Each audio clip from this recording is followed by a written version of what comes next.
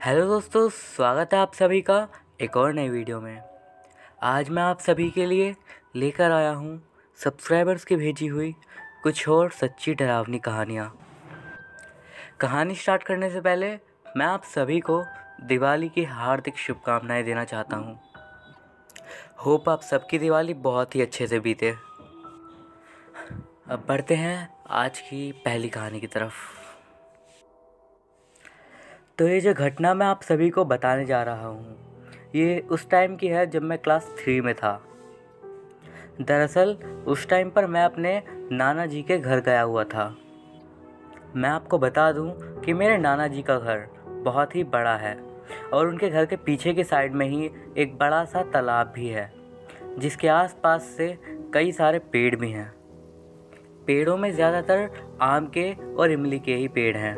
अधिक पेड़ होने के कारण वो एरिया एकदम जंगल टाइप का लगता है। मैं उस टाइम पर 3rd क्लास में था और जो मैं घटना आपको बता रहा हूँ ये 2006 से भी पहले की है, लेकिन पुरानी बात होने की वजह से मुझे एक्चुअली साल याद नहीं है। लेकिन वहाँ हुई घटनाएं कुछ इस तरीके की थी जिन्हें मैं शायद बूढ़ा होने के बाद भी ना भूल पाऊँ। तो उस टाइम पर जब हम अपने गाँव में गए ही थे, तभी मुझे पता चला था कि हमारे आने के कुछ दिन पहले ही वहाँ पर किसी आदमी ने सुसाइड कर लिया है, ये जिसकी उम्र यही 45-50 के आसपास थी। गांव के बच्चों से पता चला कि उस आदमी ने फांसी लगा ली थी। कुछ दिन ऐसे ही बीते और सब कुछ बिल्कुल ठीक रहा। मैं रात के समय अपने दोनों मामा जी के पास सोता था। वहाँ गए हुए कुछ ही दिन हुए थे कि रात के समय हमें अचानक से एक बार बाहर किसी के दौड़ने की आवाज़ आने लगी। हम आंगन से सटे हुए कमरे में ही सोए हुए थे और इस आवाज़ के कारण तुरंत ही मेरी आँख खुल गई। मेरे मामा ने उठकर बाहर जाके भी देखा, लेकिन उन्हें वहाँ पर कोई भी दिखाई नहीं दिया। ये घटना वैसे तो याद करने लायक ज़्यादा है नहीं, लेकिन परेशानी की बात ये थी कि ये वाली घटना सिर्फ एक दिन नहीं बल्कि इसके बाद अगले कुछ दिन तक लगातार होती रही। हर दिन का सिलसिला हो गया था कि हमें किसी न किसी के भागने की आवाज़ आती थी और जब हम बाहर देखते तो वहाँ पे कोई ना होता। लेकिन क्योंकि इसमें ज़्यादा कुछ खास नहीं था, इसलिए हम भी इसे इग्नोर कर दिए थे। लेकिन एक रात कुछ ऐसा हुआ जिसने हम सबको डरा दिया। एक रात की बात है, मेरी मम्मी दरअसल तालाब के पास वाले एक इमली के पेड़ के पास गई थी। अब वो वहाँ पे किस लिए गई थी ये तो मुझे एग्जैक्टली नहीं पता, लेकिन बस इतना पता है कि वो वहाँ पे गई थी किसी काम से। लेकिन जब हम सबको वो मिली तो वो उसी जगह पर बेहोश लेटी हुई थी। यहाँ तक भी एक बार को सब कुछ ठीक ही था, लेकिन जब उन्हें उस रात में घर पे लेके आया गया तो आप यकीन नहीं करोगे, मैंने अपनी आंखों से देखा था। ऐसा लगा मानो किसी अदृश्य शक्ति ने उन्हें बहुत ही ज़ोर से थप्पड़ मारा हो और वो एक तरफ को जाकर नीचे गिर गई थी। ये मैंने, मेरे मामा ने और मेरी नानी जी ने सबने देखा था और उस दिन ही सभी लोगों को इस बात का अंदाज़ा हो गया था कि कुछ तो है जो कि ठीक नहीं है। दिन पर दिन ये वाले जो हादसे थे ये बढ़ने लगे। घटनाएं कई तरीके की होती, छोटी बड़ी। इसीलिए मेरे नाना जी ने सोचा क्यों ना घर में एक हवन करवाया जाए। बेसिकली मैं एक बंगाली फैमिली से बिलोंग करता हूँ और हमारे यहाँ जब भी कुछ ऐसा होता है तो उस टाइम पर भगवान विष्णु की पूजा करते हैं। हमारे यहाँ भी ऐसा ही हुआ। उस पूजा के बाद सब कुछ मानो बिल्कुल नॉर्मल हो ही गया था, लेकिन ज़्यादा दिनों के लिए नहीं, मुश्किल से 1 हफ्ते के लिए ही ये सब घटनाएं बंद हुई होंगी और उसके बाद ये सब एक बार फिर से स्टार्ट हो गया। मेरे नाना जी को कहीं ना कहीं शक था कि वो जो आदमी जिसने इमली के पेड़ पर फांसी लगाई थी ये उससे रिलेटेड हो सकता है।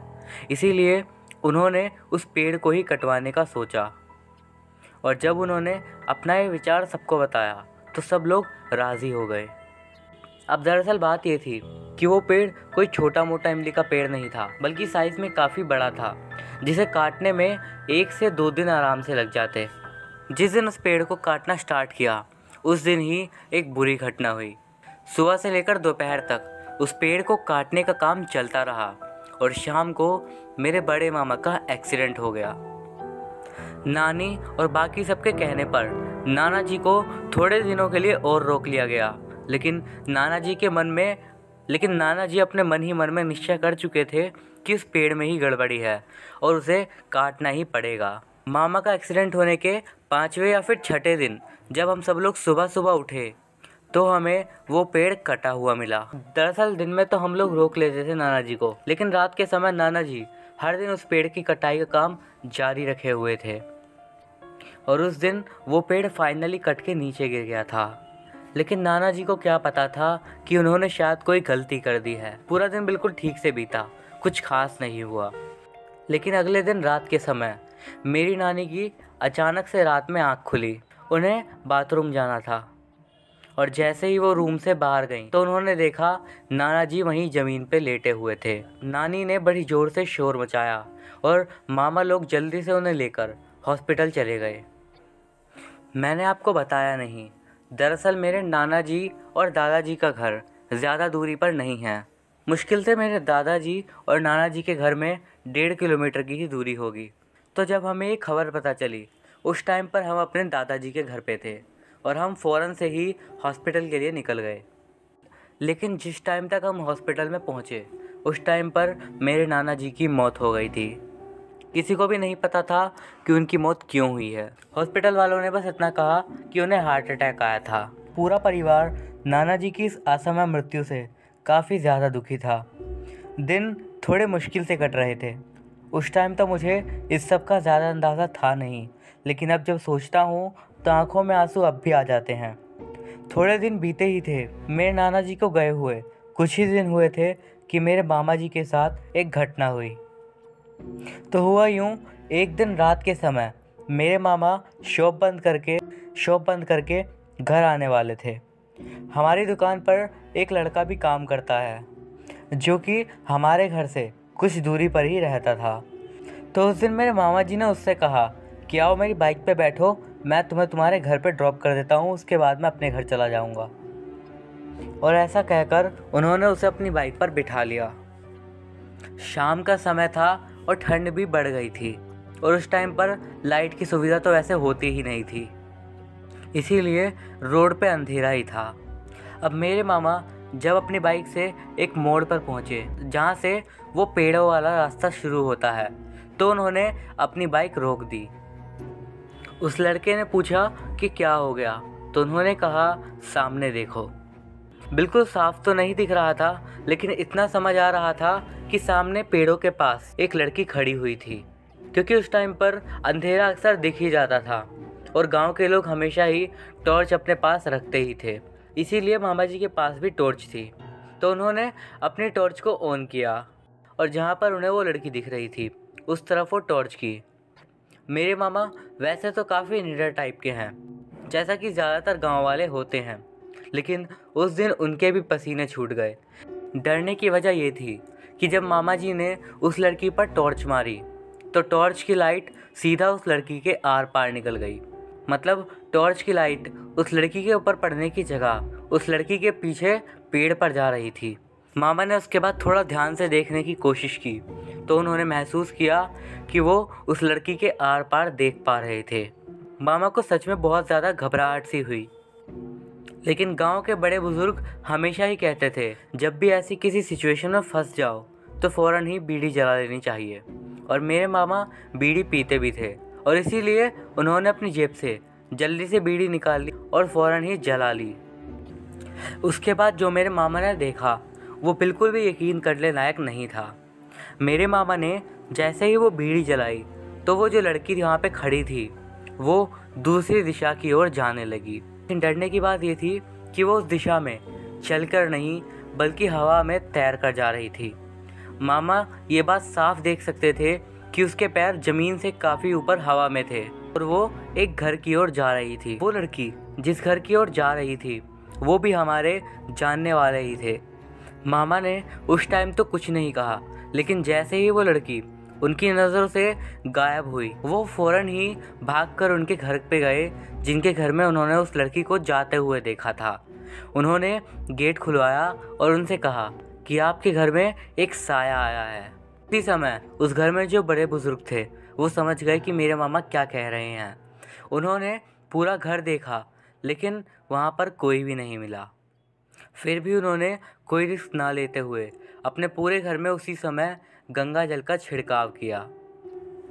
उस दिन के बाद से काफ़ी समय तक कोई भी घटना नहीं हुई। हम भी घर लौट गए। तकरीबन 1 महीना बीत गया लेकिन कोई भी ऐसी घटना नहीं हुई। लेकिन उसके बाद फिर से घर में अजीब सी पायलों की आवाज़ आने लगी थी। रात में ऐसी भी आवाज़ें आती कभी कभी कि मानो कोई खास रहा हो, और कभी कभी किसी औरत के चलने के बाद पायलों की आवाज़ आती।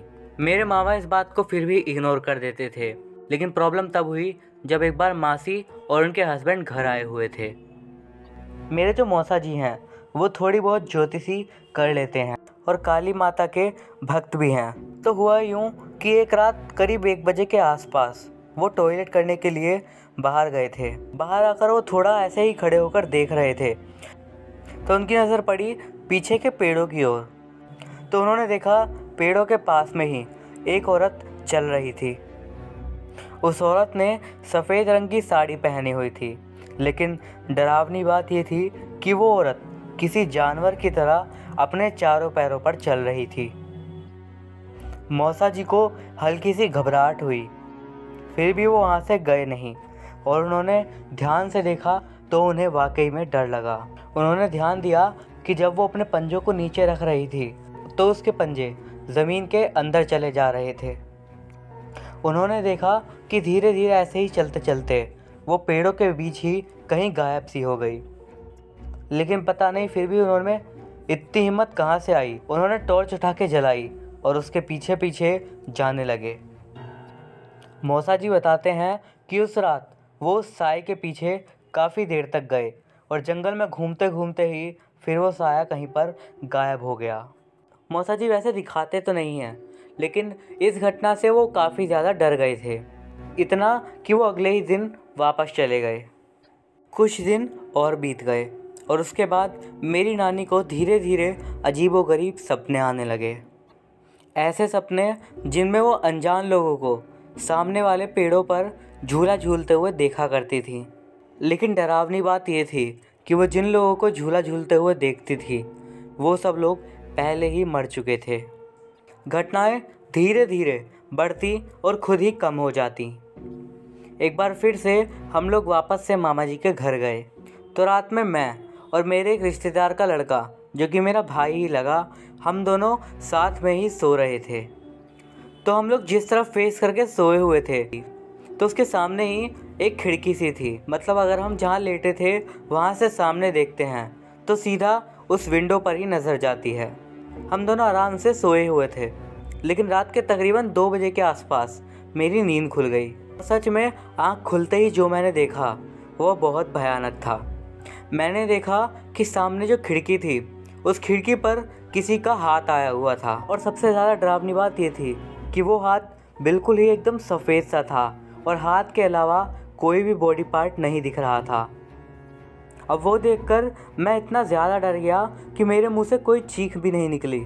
मैं बस एकदम से उठकर बैठ गया और सामने ही देखता रहा, मानो मैं बिल्कुल सदमे में चला गया था कि आखिर ये मैं क्या देख रहा हूँ। और सच में वो बात याद करके आज भी मेरे रोंगटे खड़े हो जाते हैं।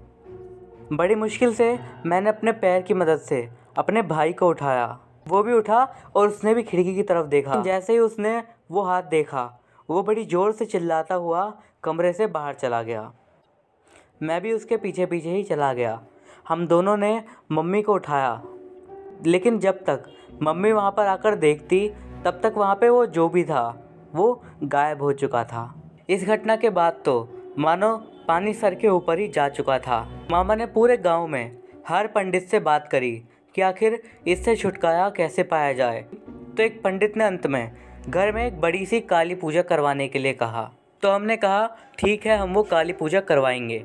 वो पंडित आए और हमारे घर में एक बहुत बड़ी काली पूजा हुई, और सच में उस पूजा के बाद से ये सारी घटनाएं होना बंद हो गईं। जितनी भी घटनाएं उस घर में हम सबके साथ हुई थी, ये हम सबके लिए किसी बुरे सपने से कम ना था। हो सकता है आप में से कुछ लोगों को ये घटनाएं डरावनी लगे और कुछ को ना भी लगे, लेकिन हमने ये सब महसूस किया है और होते हुए देखा है। इसीलिए हमें तो जब भी इस घटना की याद आती है तो हमारी रूह कांप जाती है।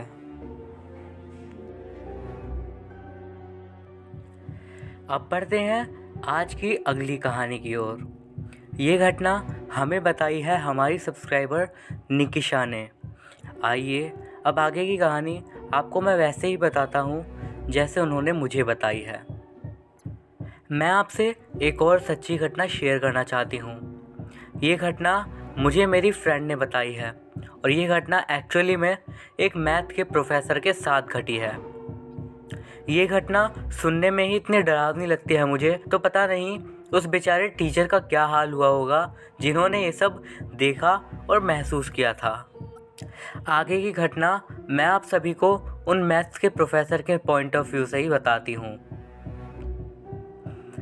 ये घटना कुछ 12 साल पहले मेरे साथ घटी थी। मैं एक प्राइवेट इंस्टीट्यूट के मीरा रोड वाले ब्रांच में मैथ्स पढ़ाता हूँ। एक दिन हर रोज़ की तरह मैं मैथ्स की क्लास ले रहा था। मेरा लास्ट बैच रात में 8 बजे से 10 बजे तक का होता है। जी हाँ, मुंबई में 10-11 बजे तक क्लासेस लेना आम बात है। उस दिन जैसे ही आखिरी क्लास ख़त्म हुई, मेरा एक स्टूडेंट मेरे पास आया और उसने मुझसे कहा कि सर, कल मेरा मैथ्स का एग्ज़ाम है, उसके लिए मुझे रिवीजन करना है, प्लीज़ आप मेरी हेल्प कर दो। उस लड़के को मैं जानता था, वो पढ़ने में अच्छा भी था, इसीलिए मैंने उसकी उसी टाइम पर एक एक्स्ट्रा क्लास ले ली और रात में 12 बजे तक मैंने उसका रिवीजन करवाया। वो लड़का पास के एरिया में ही रहता था। उसे घर जाने में कुछ ही मिनट का समय लगता, इसीलिए उसे कोई ख़ास दिक्कत नहीं हुई। 12 बजते ही वो अपने घर चला गया, पर उसके जाने के बाद मुझे सारी लाइट्स ऑफ करनी थी, क्लासरूम लॉक्स करने थे और उसके बाद शटर डाउन करके तब जाना था। मैंने सोचा कि क्यों ना मैं उसे रोक लूं, लेकिन जब तक मैंने ध्यान दिया तब तक वो जा चुका था। अब क्योंकि लास्ट लेक्चर मैथ्स का ही होता है, इसलिए उस टाइम पर वहाँ मौजूद मैं इकलौता टीचर था। पूरा इंस्टीट्यूट बंद करने में मुझे लगभग 15 मिनट लग गए। अब मुझे ये भी आइडिया नहीं था कि आखिर मुझे घर कैसे जाना है। मैं वैसे करता भी तो क्या, मैं एक टीचर था, मेरा भी फ़र्ज़ था कि मैं उस लड़के के मैथ्स के एग्ज़ाम की तैयारी करवाता। उसके डाउट्स क्लियर करते करते 2 घंटे कब बीत गए ये मुझे पता ही नहीं चला। एनीवेज, मुझे पता था कि लास्ट बस रात में 11:30 बजे की होती है और उसके बाद सीधा सुबह में 5 बजे की। मैंने फिर भी सोचा बस स्टॉप पे जाके 10-15 मिनट वेट कर लेता हूँ, ये सोच के कि क्या पता कोई बस आ ही जाए, और अगर नहीं आई तो थोड़ा दूर और चल के रिक्शा स्टैंड से जाकर रिक्शा लेकर घर जाऊँगा। मीरा रोड पर वो कौन सा बस स्टॉप था मैं आपको नहीं बता सकता, पर वो बस स्टॉप चौराहे के नज़दीक था। अगर आप गैस कर सकते हैं तो ठीक है। एक्चुअली वो बस स्टॉप इस तरीके का है कि रोड के दोनों साइड वहाँ पर बस खड़ी होती है, बिल्कुल आसपास नहीं, थोड़ा आगे पीछे। मैं उस समय राइट वाली साइड पे खड़ा हुआ था। मुझे खड़े हुए वहाँ पर बस 5 मिनट ही हुए होंगे कि तभी अचानक से सामने वाली साइड पे कई सारे कुत्ते एक साथ भौंकने लगे। पहले तो मैंने ध्यान नहीं दिया, लेकिन जब मैंने ध्यान दिया तो मैं थोड़ा हैरान हो गया। एक्चुअली वो कुत्ते एक ग्रुप बना के सामने देखकर भौंक रहे थे और गोल गोल चक्कर लगा रहे थे। अब मुझे तो उनके सामने कुछ दिखाई दे नहीं रहा था, लेकिन फिर भी ये काफ़ी अजीब सा था। कुछ मिनट और बीत गए और अब वो कुत्ते भौंकने की बजाय रोने लगे। उन कुत्तों के रोने की आवाज़ सुनकर मैं भी उनकी तरफ देखने लगा, और जब मैंने उनकी तरफ देखा तो एक सेकंड को तो मेरे को अपनी आंखों पे यकीन नहीं हुआ। मैंने देखा कि उन कुत्तों के पास में ही एक औरत सफ़ेद साड़ी पहने खड़े हुए थी। फिर भी मेरे माइंड में डायरेक्ट ऐसा कोई ख्याल नहीं आया कि ये ऐसा कुछ होगा, तो मैंने सोचा शायद किसी के अंतिम संस्कार में या तो वो जा रही होगी या फिर आ रही होगी वहाँ से, मे बी किसी के पिकअप करने का वेट कर रही हो। थोड़ा बहुत सहम तो मैं गया था, लेकिन फिर भी मैंने उतना ध्यान नहीं दिया। कुछ 10 मिनट और बीत गए और मेरी नज़र एक बार फिर से उस औरत पर गई। मैंने इस बार उस औरत को थोड़ा ध्यान से देखा और सच में जब मैंने ऐसा किया तो मेरे होश उड़ गए। मैंने ध्यान दिया कि उस औरत के पेट पर भी एक शक्ल बनी हुई थी, बिल्कुल वैसी ही शक्ल जैसे उसके चेहरे की थी। सच में मेरी बातें आपको अजीब लग रही होंगी, लेकिन मैं सच कह रहा हूँ। जो मैंने देखा वो आपको बता रहा हूँ। मुझे अपनी आंखों देखे पर यकीन नहीं हो रहा था, क्योंकि उसने साड़ी पहनी थी, इसीलिए उसका पेट एक्सपोज हो रहा था और इसी वजह से उसकी वो दूसरी शक्ल साफ दिख रही थी। और मुझे उस टाइम पर जाके रियलाइज़ हुआ कि ये कोई इंसान नहीं बल्कि एक आत्मा है। मेरे दिमाग में सबसे पहले सिर्फ एक ही ख्याल आया, इससे पहले माहौल और ज़्यादा बिगड़ जाए, मैं यहाँ से धीरे धीरे रिक्शा स्टैंड पर चला जाता हूँ और जल्दी से घर चला जाता हूँ। पर दिक्कत ये थी कि जिस दिशा में मुझे जाना था उसके लिए मुझे रोड क्रॉस करना था, क्योंकि जैसा कि मैंने कहा था वो स्टॉप चौराहे के पास था और मुझे उसी जगह से गुजरते हुए दूसरा रोड लेना था। मतलब बेसिकली आप समझ सकते हो कि मुझे एक एल आकार में मुड़ना था, जो कि उस औरत के पास से था। मेरे पास कोई और उपाय नहीं था, क्योंकि मन में बेशक कितना भी डर लग रहा हो, लेकिन फिर भी एक ख्याल तो था ही कि भूत शायद नहीं होते। बेशक मैं उन्हें अपनी आंखों से देख रहा था, फिर भी मैंने मन ही मन हनुमान चालीसा का पाठ स्टार्ट किया और रोड क्रॉस करने लगा। थोड़ा सा आगे मैं चल ही रहा था। मुझे अच्छे से याद था कि गांव के लोग हमेशा कहते हैं, अगर कोई आत्मा दिखे तो कभी भी जाते वक्त उसको पीछे मुड़कर नहीं देखना चाहिए, वरना वो आत्मा आपका पीछा कर लेती है। बस मैं ही जानता हूँ कि मैंने किस तरीके से हिम्मत दिखाकर और धैर्य के साथ वो रोड क्रॉस किया और दूसरे रोड की ओर जाने लगा। एक डरावनी बात ये भी थी कि मैंने उस औरत को जब से पहली बार देखा था तब से वो एक ही जगह पर बिल्कुल स्टिल पोजीशन पे रुकी हुई थी, वो ज़रा सी भी नहीं हिली थी। ये तो मैं ही जानता हूँ कि मैं किस तरीके से डरते डरते अपने घर पे पहुँचा हूँ। जिस तरह की घटना मेरे साथ हुई थी, इसके बाद ये तो आप समझ ही गए होंगे कि मैं उस रात बिल्कुल भी नहीं सोया। अगले दिन भी मुझसे रहा नहीं गया और मैंने अपनी क्लास लेते हुए अपने सारे स्टूडेंट्स को इस घटना के बारे में बता दिया। जितने भी स्टूडेंट्स को मैंने ये घटना बताई वो मानो एकदम से हैरान रह गए। बातों बातों में मैंने उनसे ये भी कहा, हो सके तो उस आत्मा के पीछे के सच के बारे में जानने की कोशिश करो। फिर क्या था, बहुत से स्टूडेंट्स ने उसी बस स्टॉप के पास आने जाने वाले लोगों से पूछताछ करना शुरू कर दिया। एक हफ्ता ऐसे ही बीत गया। मुझे नहीं पता था कि वो बच्चे मेरी बात को सीरियसली ले रहे हैं। तकरीबन एक हफ्ते बाद उनकी इस मेहनत का रिज़ल्ट सामने आया। पता चला कि उस बस स्टॉप पर करीबन 10 साल पहले एक दुर्घटना घटी थी। एक महिला रात के समय बिल्कुल आम लोगों की तरह उस बस स्टॉप पे बस का वेट कर रही थी, लेकिन बस सामने से बहुत ही स्पीड से आ रही थी। क्योंकि रात का समय था और रोड खाली थी, उस औरत का ध्यान नहीं गया और पता नहीं किस तरीके से उस औरत का पैर फिसल गया और वो रोड के दूसरी साइड आके गिर गई। बस की स्पीड इतनी ज़्यादा थी कि ड्राइवर के ब्रेक लगाने के बावजूद बस टाइम पे नहीं रुक पाई और वो औरत उस बस के नीचे आ गई। उस औरत की बहुत ज़्यादा ही दर्दनाक मौत हुई थी, क्योंकि उसका सर बस के टायर के नीचे आया था और उसका सर 2 टुकड़ों में बट गया था। बाद में जिन भी लोगों ने उस जगह का मंजर देखा तो सबका दिल दहल गया। इससे भी ज़्यादा डरावनी बात ये थी कि उस औरत की मौत जिस दिन हुई थी वो रात पूर्णिमा की थी और उस रात के बाद कई लोगों को वो औरत अक्सर दिखाई दी, बिल्कुल वैसे ही अवतार में जैसे वो उस रात मुझे दिखी थी।